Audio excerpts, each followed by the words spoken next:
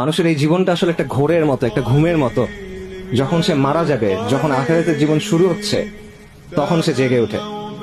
এটা ভাবে চিন্তা করেন, আমরা যখন স্বপ্ন দেখি, স্বপ্নের মধ্যে তো অনেক কিছু হয়। স্বপ্নের মধ্যে যখন মানুষ কোনো বিপদ দেখে সে ভয় পায়, স্বপ্নের মধ্যে যখন ভালো কিছু হয় তখন সে খুশি হয়, এবং স্বপ্নের মধ্যে মনে হয় কত ঘটনা ঘটতেছে অনেক সময় নিয়ে।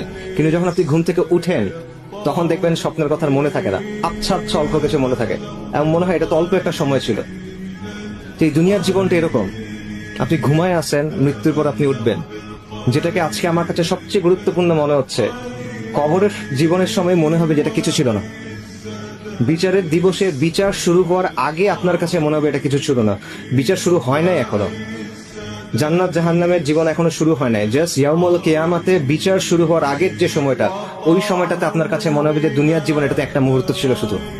কিন্তু এখন আমরা সবকিছু ভুলে এই জিনিসটা নিয়ে চিন্তা